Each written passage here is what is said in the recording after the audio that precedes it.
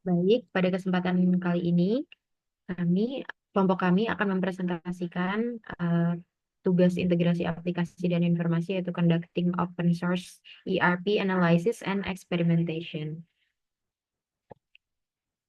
Sebelumnya, perkenalkan, di sini ada saya, Safa Aura Yoga Diasa, dan dua rekan saya, dia Ayu Rahmawati dan Rauda.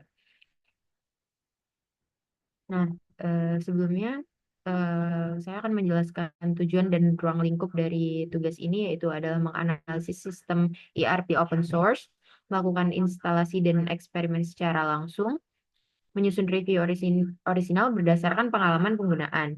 Lalu ruang lingkup dari tugas ini adalah riset 3 ERP open source, instalasi 1 ERP terpilih, uji fitur dan dokumentasi pengalaman. Nah, di sini kami melakukan riset terhadap 3 ERP open source, yaitu ERP Next, Dolibar, dan Odoo. Nah, Dolibar adalah ERP dan CRM all-in-one yang ditujukan untuk UMKM. Sistem ini ringan, mudah diinstal, dan cocok untuk bisnis kecil yang membutuhkan solusi manajemen yang sederhana, antarmuka yang sederhana, dan dokumentasinya cukup memadai. Lalu untuk ERP Next adalah ERP open source yang cukup lengkap dan mendukung berbagai bidang seperti manufaktur, pendidikan, kesehatan, retail, dan lain-lain. Nah, ERP ini dirancang agar mudah digunakan serta memiliki dokumentasi komunitas yang aktif. Seluruh fitur utamanya tersedia tanpa biaya.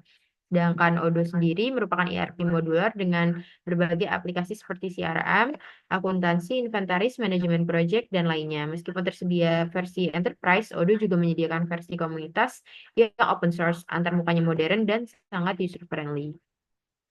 Lalu dari ketiga ERP yang telah kami riset, kami membuat tabel perbandingan yang bisa dilihat sebagai berikut.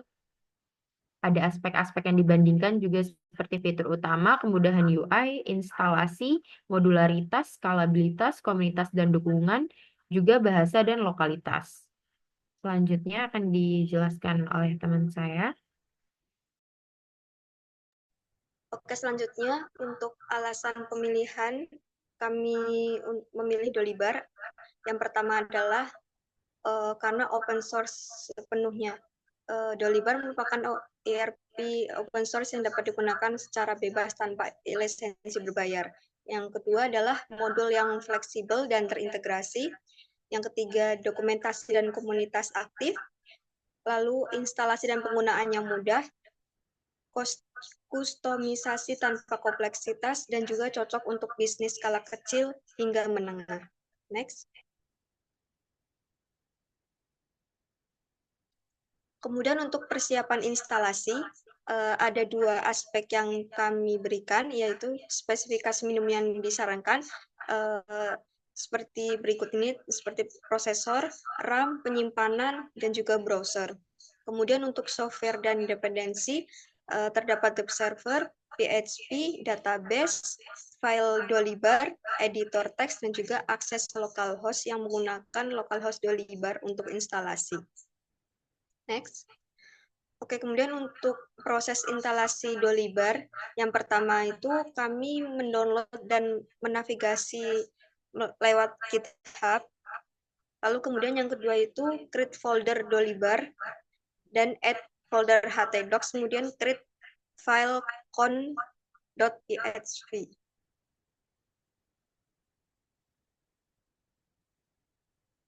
Lalu selanjutnya yang ketiga yaitu kami masuk ke web HTTP localhost untuk memulai instalasi. Kemudian yang keempat yaitu cek database, create username dan password. Selanjutnya akan dijelaskan oleh teman saya.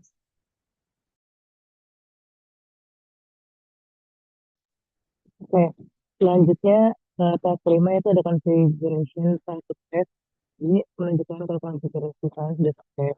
Kemudian yang keenam ada create Dolibar administration login guna untuk masuk ke site Dolibarnya.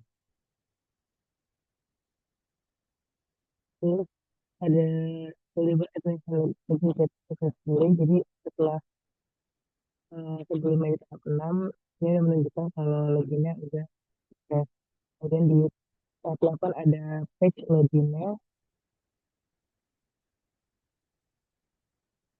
Di 9 ini ada dashboardnya dan di 10 ini ada setting yang bisa diisi sesuai keinginan. Nah, kemudian ada eksplorasi dan pengujian fitur.